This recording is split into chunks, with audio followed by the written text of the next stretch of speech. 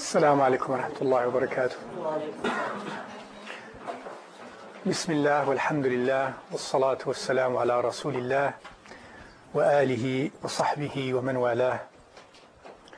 رب زدنا علما ولا تزغ قلوبنا بعد إذ هديتنا وهب لنا من لدنك رحمة إنك أنت الوهاب.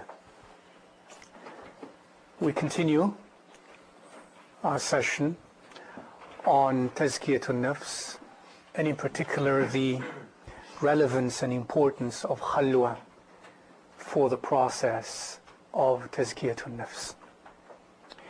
And we ended the last session by beginning to mention two conditions that have to do with the niyyah, with the inner motivation that should accompany our khalwa and that should be there before we enter khalwa, that burst of your heart and of mine with, number one, the sense and the feeling that I am entering this khalwa in order to keep away the harmful elements of my nafs, the evil of my nafs, from touching others, from hurting others. And number two, I seek by that safety from the evil of those who do evil. And as I said, it should not be first, but it should be at most second, if not, in my judgment, the last of these conditions that I'm going to cite. Because if one begins presumptuously or presumptuously with the idea that I'm going to pull myself so that I stay away from the evil of people, that's not the right state of a person on a journey of tazkiyah, because that's a statement of, it could be a statement of what? Of arrogance. It could be a statement of kibr, indeed. And perhaps many people or some people prefer to stay alone and to be alone and to pull back and to be in retreat because simply they feel above others. And they feel kibr. They don't want to mix with people because, people are not worthy their august stature. And that's a destructive, spiritually speaking and morally speaking, state of a nafs.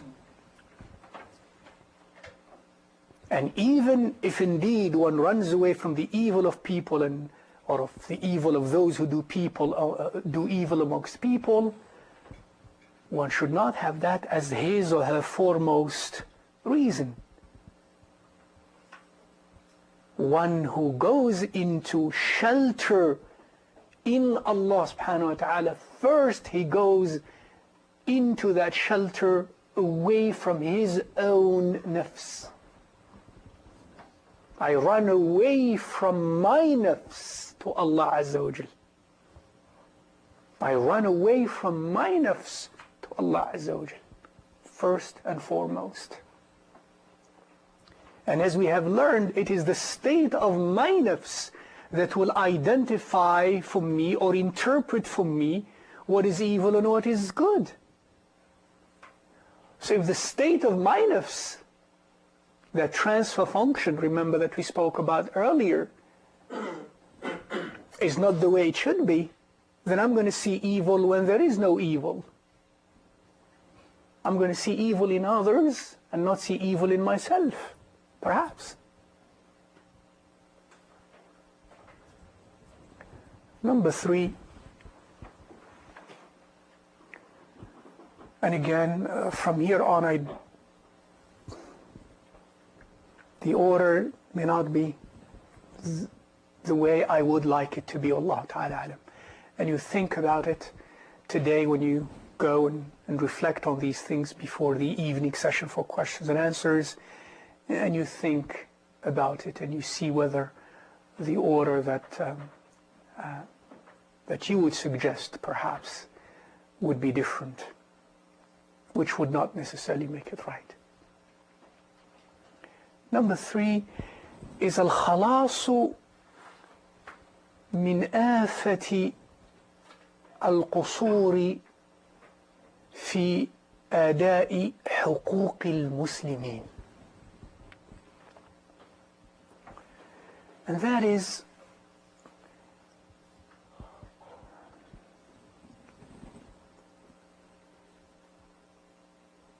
to be free from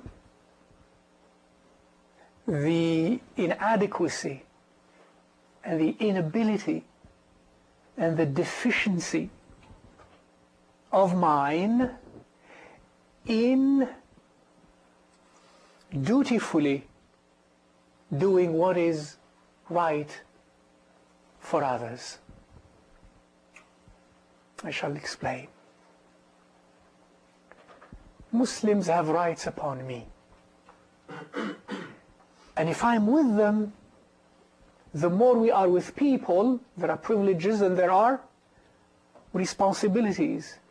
The more I am with people, the more responsibilities I have of how I am to treat them, how I am to do what is right in promoting and protecting their rights, including their rights of being safe from my own words, and my own tongue, and my own harm, which is the first reason why I pull myself in khalwa when I need that. But in this case, perhaps somebody needs help, financial help, needs social help, needs economic help, needs some type of support, which I'm unable to give. And I see that he or she needs help and needs his or her right to be fulfilled, and I'm unable to do that. And I cannot just see that and feel nothing. That for people who are in this journey of Allah to Allah subhanahu wa ta'ala, that is a perhaps I would say crime for them. And I can't do anything. And I cannot help. I cannot give them rights. I see somebody being hurt and I'm unable to help. Hurt in so many ways. I see somebody doing something wrong and I'm unable to change it. I see in the society or in the environment or in the place in which I am or in the streets that I walk, I see munkar. See that which is evil, that which is wrong, that which is harmful. And I want to change it, but I can't. I can't sometimes not because I do not have the ability, but because I'm afraid.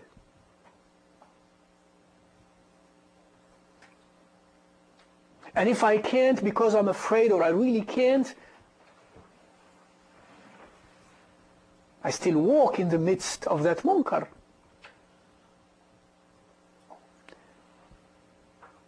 Khalwa, for many people and for many of those who are in the path of this tazkiyah very, very seriously, khalwa for them is under those circumstances of inability, is not at least to be exposed to that and to munkar, and if you don't know it, you're not responsible for it, in a sense. If you do not know it, you're not responsible for it, in view of the fact there are so many factors that will disable you from changing that which is wrong, or from bringing help to those who need help, or from being yourself simply safe from an environment in which there is that munkar. Because if there is munkar, you are bound to do something to change it. مَنْ رَأَى مِنْكُمْ مُنْكَرًا فَلْيُغَيِّرْهُ. It's a verb of command. فَلْيُغَيِّرْهُ بِيَدِهِ فَإِنْ لَمْ يَسْتَطِعْ, and so on, al-hadith that you know. Yes, تغيير المنكر, and we shall talk about it in the session of the fiqh of the change of munkar, in one of the sessions in our retreat, inshaAllah ta'ala, is fardu kifaya. It's a collective duty. It's not fardu ayn. But in some instances, in some specific conditions, it becomes fardu ayn. I know that this element that leads to khalwa is perhaps not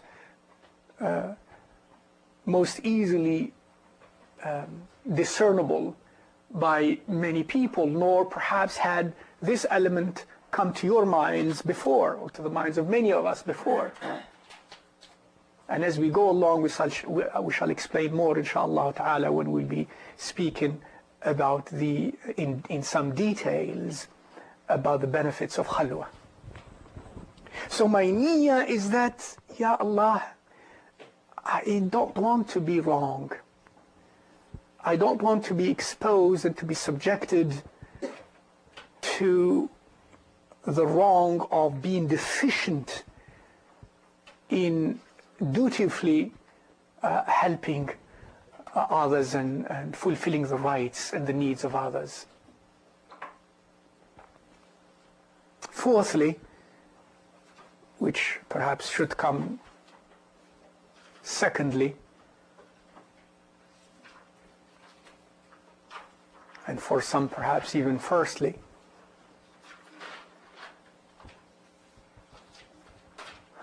تجريد الهمة، تجريد الهمة وتجريد كنه الهمة في عبادة الله عز وجل.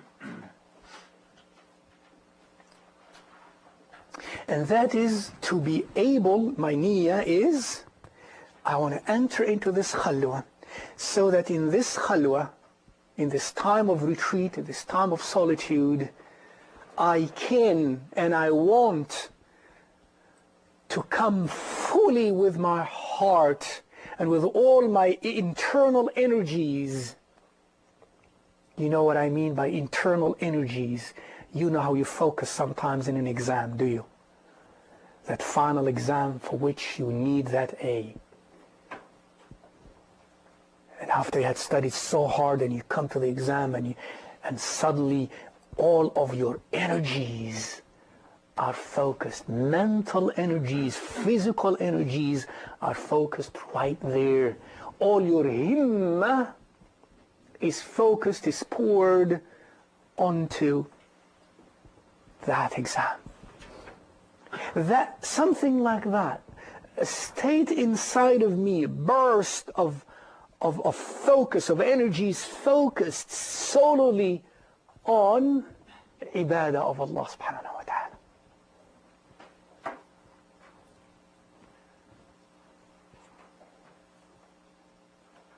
Because that means there will not be other things and distractions that will interrupt that focus, or that will distract that focus. I seek an environment, I seek moments of time in which I want all my energies, all my heart, all of it to be focused in my ibadah of Allah subhanahu wa ta'ala. These are 4 elements of the niyyah that are required and are as an adab, as etiquettes, in order that one bears fruits by this khalwa. And then when we come with that state, then there are adab of conduct. The first ones were adab of niyyah, how your heart should enter.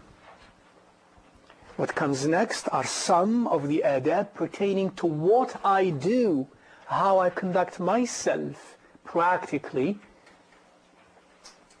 while I am in khalwa.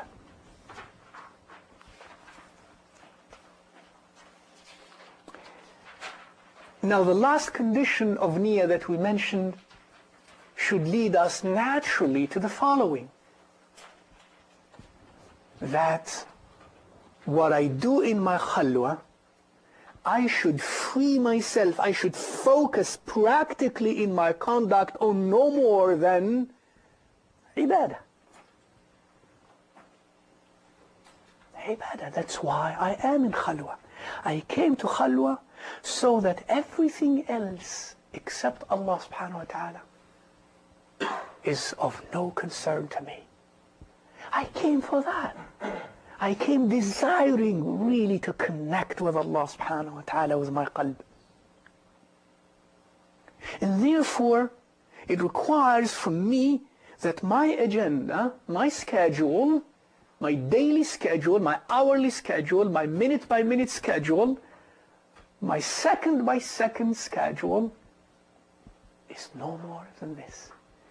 Ibadah, ibadah, ibadah, ibadah, ibadah, ibadah, ibadah. I fill my time with salah. I fill my time with ilm. I fill my time with dhikr. I fill my time with fikr. Fill my time with ilm, studying ilm, receiving ilm, learning ilm. Because remember we said ilm and tazkiyah together are the mission of Rasulullah sallallahu alayhi wa sallam. And dhikr of Allah Azza wa Jal. Dhikr, dhikr, dhikr of Allah Azza wa Jal. And fikr, reflection and meditation. Focus with my mind and with my qalb on reflection on what? On that ilm that I was just learning, that I had just learned, in order for it to be clearer in my mind, in order for it to be deeper in my heart. How many times you and I learn things, but we don't learn them to depth, we don't comprehend them, we don't see all the dimensions that make up those elements of ilm. Whereas you find someone else who really took time to reflect and to ponder and to sit alone and dissect and analyze and synthesize what he or she learned, you will find that person very fluent in that ilm and very profound in the way he or she understands that ilm. وَفَوْقَ كُلِّ ذِي عِلْمٍ عَلِيمٍ. Fikr about that. Fikr about Allah's sifat, Allah subhanahu wa ta'ala's attributes. The greatest of all fikr, of all tafakkur, of all tadabbur is on Allah through His sifat subhanahu wa ta'ala. We do not reflect on Allah reflecting on His that subhanahu wa ta'ala, who are creatures to reflect on Allah's that. But reflect on Allah through His sifat, through His attributes, the loving, the love-giving, the compassionate, the merciful, the knowing, the wise. And we reflect on His sifat through observing His creation subhanahu wa ta'ala. That's why it's always good for one's khalwa to pick the right space also for khalwa. It's not good for khalwa to be in a place where you have a stereo and a television and a radio and an internet stuff and a camera and furniture and so on. You don't want the objects of creation to distract you from the Creator. And even when we reflect on certain beautiful objects of creation, there are two ways to reflect on them. There are those who go out in the wild, who go out in nature, and enjoy nature in a sense, in a way that they would enjoy a ride on a roller coaster. Or they will enjoy a bike ride or a car ride or a, what else do people do, a basketball game or going to a concert to entertain themselves. Love of nature is more utilitarian for them, entertaining. Many people love to be in nature, but for a different reason. In other words, the objects in nature keeps them away from the Creator of nature. They look at the trees. We look at the water, at the stream. We look at the lake. We look at the clouds. We look at the flowers. We look at the prairie. We look at the birds, instead of looking through them. Instead of looking through them. Allah Azza wa Jal, for the people on a journey to Him, they know that Allah did not create the elements of nature for them to be looked at, but by them to look at the Creator. Through them to look at the Creator.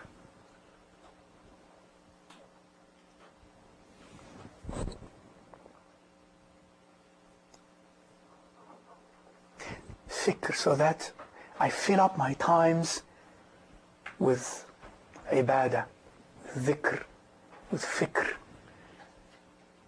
Fikr that includes also reflection on my deeds. I think and I reflect and I reassess myself. What have I done today and yesterday and this week and this month and this year and in my past? On my deeds, on my works, what have I done? Look at my external works and acts. How appropriate were they? How consistent are they with the journey to Allah subhanahu wa ta'ala? How halal, how haram were they? How makruh, how mustahab were they? How right, how wrong were they? How harmful, how beneficial were they? I continue to do that. I reflect on not only that, but on the details of my deeds in terms of whether they were right or wrong, harmful or beneficial, moral or immoral, bringing me nearer in my journey to Allah or actually keeping me away. And also to reflect and to be in fikr pertaining to my qalb. Many of us perhaps don't know still to listen, how to listen to our nafs, how to study our nafs, how to know the state of our qalb, how to discover what we really are inside, to discover our inner image. What are the eyes of my inner image? The nose and the ears and the tongue and the legs and the feet of my inner image. That's my khuluq. In fikr I learn, in khalwa through fikr I learn to do that. I learn to know myself. I learn to discover my arrogance. I learn to discover my selfishness. I learn to discover the demon inside of me. Or I learn to discover some good traits and attributes inside of me. I learn to discover my prejudices. I learn to listen to the beats of my heart. And I don't mean by that those beats that you and I hear with our ears, but the changes of mood in my heart from a moment to the next, let alone from an hour to the next, or from a day to the next, or from a year to the next. I learned to listen to the beats of my heart. That is, I learned to listen to and to discover the moods, the changes of moods inside of my qalb. Right now, my qalb feels so good, so humble, so modest. And then something happens and something passes and there is a change. Oh, look at that ugly person inside of me. That's a change. Am I aware of it? Though I didn't say it, though I didn't verbalize it, it's inside of me. A change of mood from peacefulness to anger. A change of mood from modesty to arrogance, or to boastfulness, or to riya. I watch for those. I think of those. I reflect on my ailments that are more obvious than these. Khalwa is good for that, and I should do that. I should fill up my time with this.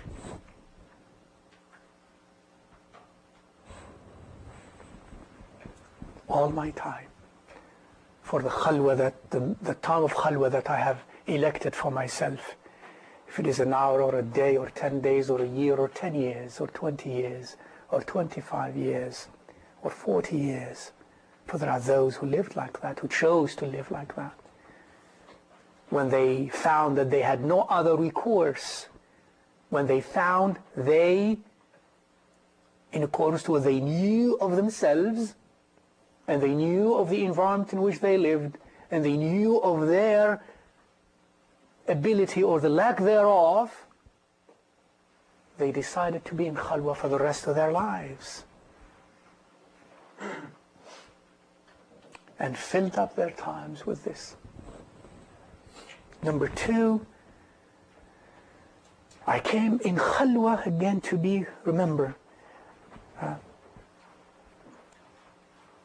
to find solace in Allah away from people. Because I was with people, I was in the environment, and I didn't find solace and peace. And I want to find the ultimate peace that is possible for me as I live in the source of peace, subhanahu wa ta'ala. Because Allah is the peace, as-salam. So in doing that, in my khalwa, as part of the adab of my khalwa, I should not entertain visits of people. This is not being arrogant. This is being cautious and prudent, because I know, if I know of myself what I should know of myself, that that's why I decided to be in khalwa, because I was out there. And if I entertain visits and so on, then I am distracted, I'm drawn away. I'm drawn away. And many times, some of us, perhaps in what we call, which is called the i'tikaf. The i'tikaf is khalwa.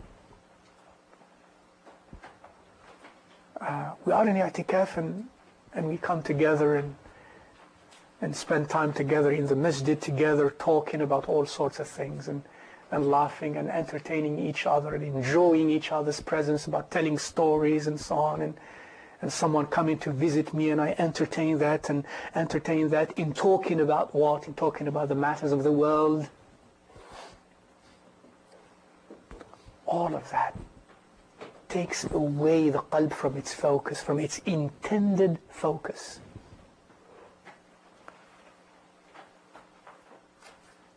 And when I do that,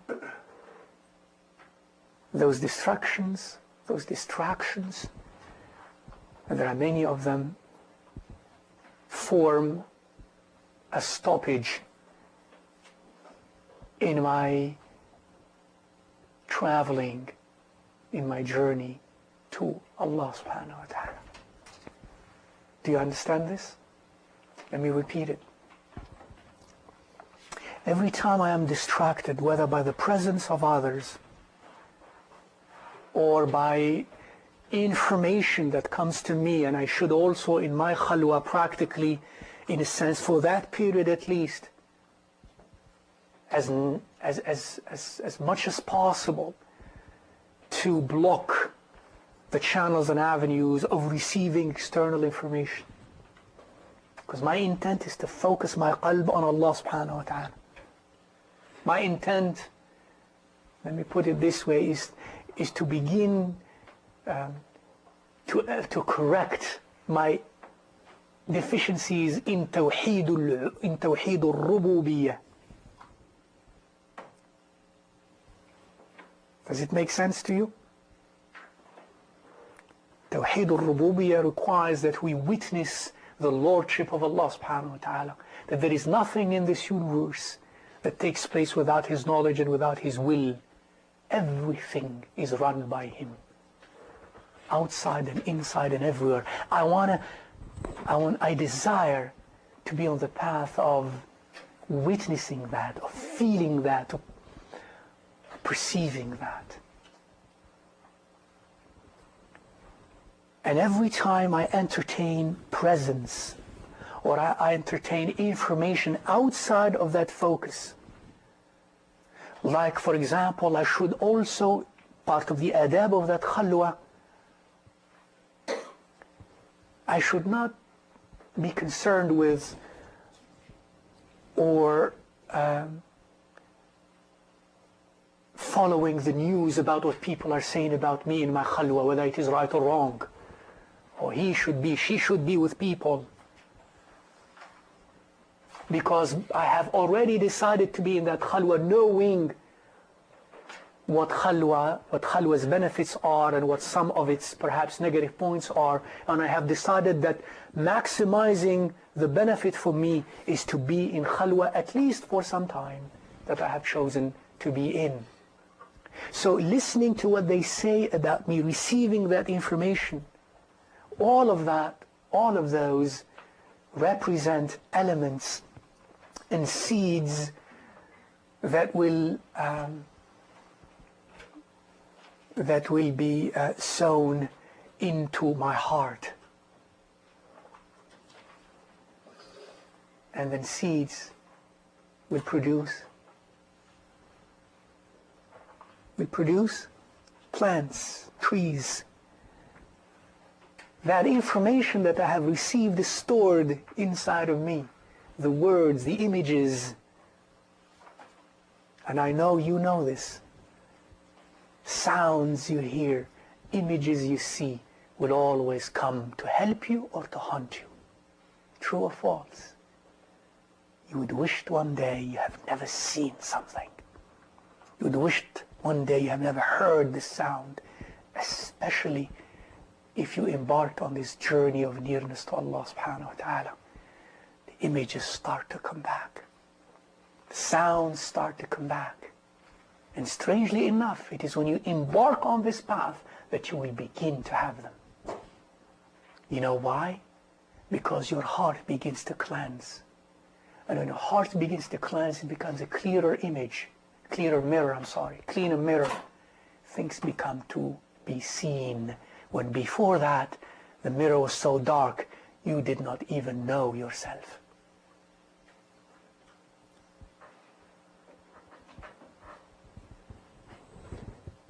And that now that you have embarked on that path, you don't want excess information. You don't want excess signal. You don't want noise. Because every time you have it, it will come to haunt you in your salah, in your dreams. Dreams tell us always about what we are and who we are.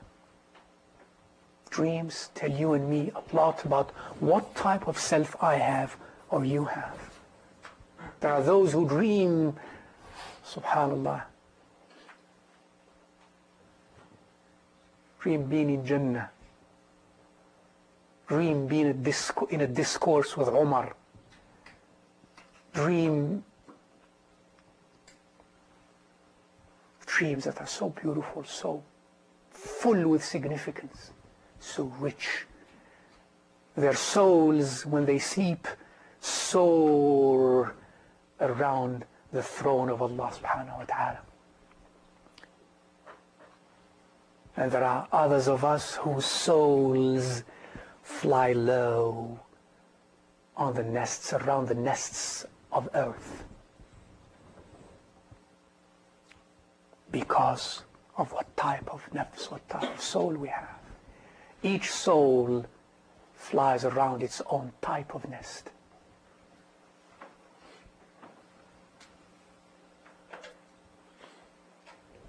To keep away from the distractions. And all those distractions that I receive, the information that I receive that will stop me and engages me in thinking about it. So every time my qalb stops from being focused on Allah Azza wa Jal, that is a stop in my journey. Because a qalb is connected to Allah Azza wa Jal, or rather a qalb, yours or mine, is on this journey forward as long as your qalb or mine is in full dhikr of Allah subhanahu wa ta'ala, or full meditation and reflection on the attributes of Allah subhanahu wa ta'ala, or on my own deficiencies and inadequacies and listening to my heart. As long as I am in that state, my heart is in its own dimension, is traveling to Allah Azza wa Jal, is in its masira. But once it is not in that state, whatever that state is, and I warn myself, of course, first, and I remind myself first, then you, hafizakumullah, every time my qalb or yours is not in that state, then I have stopped somewhere in that journey, if I ever was on that journey. Remember, this journey is not with my feet, with my legs. This journey is with my qalb. And my qalb is going to Allah Azza wa Jal. How does it go to Allah Azza wa Jal? Again, with dhikr, fikr.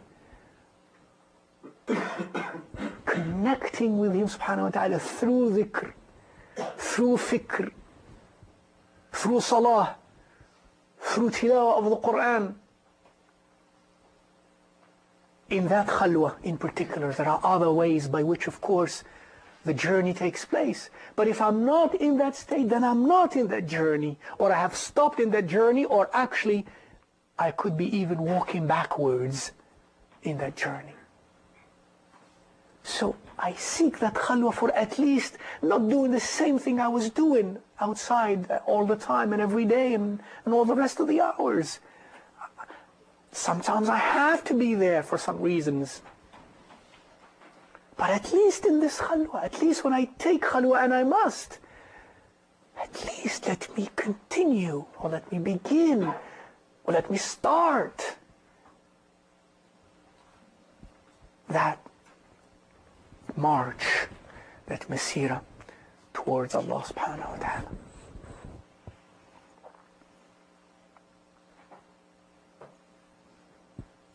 Part of the other adab of khalwa, and this is especially for those who may choose extended periods of khalwa, is to suffice oneself with meager and very little of provisions. الاكتفاء بالقليل. الاكتفاء بالقليل. That in your khalwa, you should suffice yourself in terms of your provisions, especially in terms of what you eat and what you drink and how you eat and how you drink and what you dress and how you sleep and so on. You would suffice yourself with least. With least. Why is this important? To keep that focus, oh, your qalb in the khalwa. Because if we don't, if we engage in indulging in what we usually and people usually indulge in terms of desiring a lot about things, this will force us one way or the other, this tawassu' fi al-ma'isha, will force us one way or the other to be in need of others. And if we are in need of others, we are in need to be with them. And if we are in need to be with them, there goes the khalwa.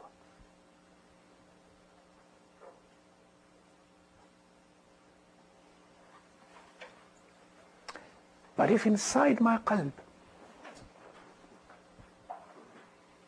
somehow I'm content, there is a burst of contentment,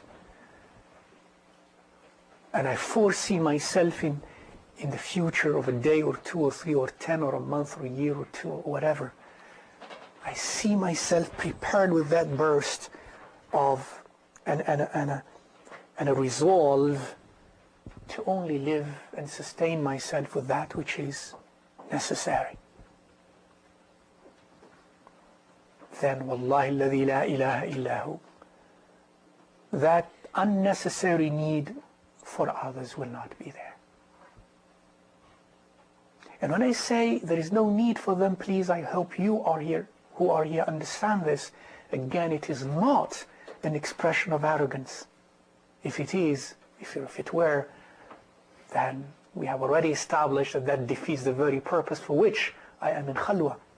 When I say I have no need for them, which means I do not anymore feel an urge to go or have control. I do have control over the urge to go and seek things from them.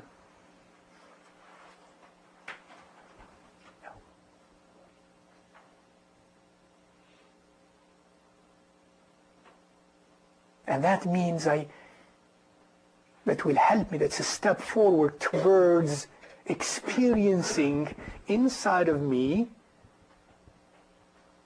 kifaya from Allah Azza wa Jal. That Allah suffices.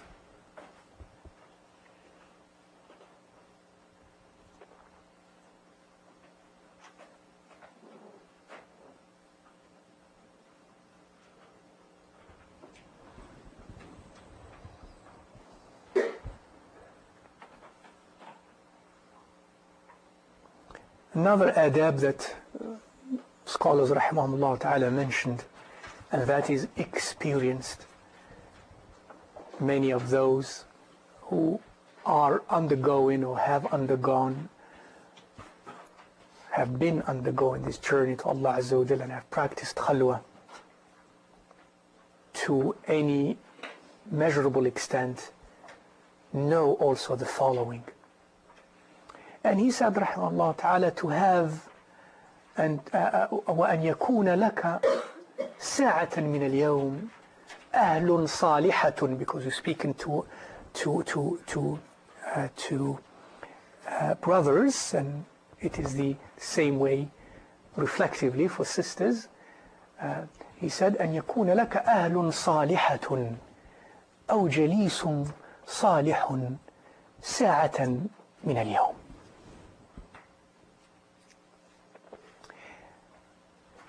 Especially in the beginning processes of this tazkiyah and this khalwa for people who undertake it, and somewhere excuse me, during the day you have 1 hour or so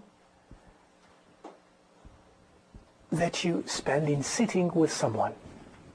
But that someone has to be hopefully a spouse who is salih. For a man, a righteous woman, ahlun salih. For a woman, a righteous man. If that's what you have, then you spend an hour, if you are in khalwa, with that person, because he or she will not be a distraction for you in your khalwa. It will actually help you in your khalwa. And I cannot explain this to you more than the words I am telling you, for I know it is true. For I know it is true in both instances. If you have zawja salihah, or if you have zawj salih, and in the case when you don't, then to have a spouse that is salih helps you in your focus on ibadah. And that is sometimes, perhaps, I pray that it is not, but I think it may be rare. There is an awful of misunderstanding of what khalwa is. There's an awful of misunderstanding of what joy and peace are. Many people cannot stand not only to see themselves alone, but to see someone else alone. Pascal once said, long time ago, describing at that time the European man, he said, he's a man who cannot sit alone in an empty room,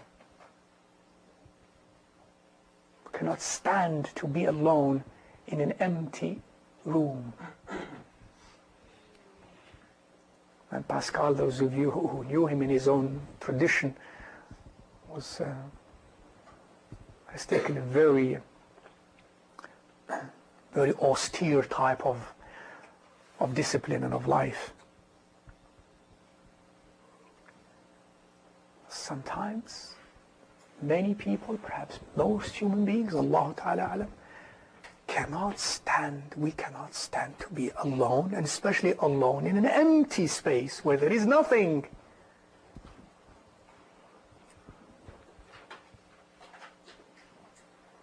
If one has an ahl who understand this, both of their lives will be greatly enriched, gradually, not abruptly. Nothing comes abrupt. Gradually. Or in one's khalwa, if it's outside of the ahl and there are no ahl like that, or there are no ahl at all, then perhaps a good righteous man or a good righteous sister for a sister in her khalwa, when sitting with her or when sitting with him, the essence of your khalwa is enriched. You spend a moment, an hour or so with them, and when you are with them, obviously you're not going to speak about yesterday's basketball game. You're not going to speak about this week's soap opera. You're not going to talk about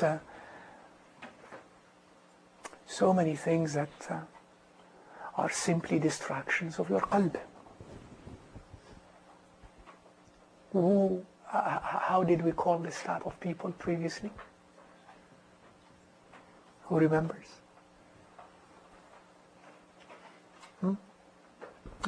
كائن بائن. Remember that? Remember الكائن البائن? كائن بائن.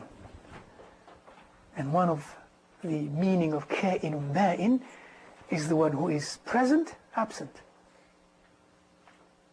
كائن بائن. With people, yet away from people. Present and absent. His or her presence is absence. His or her absence is presence. In my qalb. I'm going to stop here, inshallah, take the break for 10 minutes and resume after that, inshallah. Wassalamu alaikum wa rahmatullahi wa barakatuh.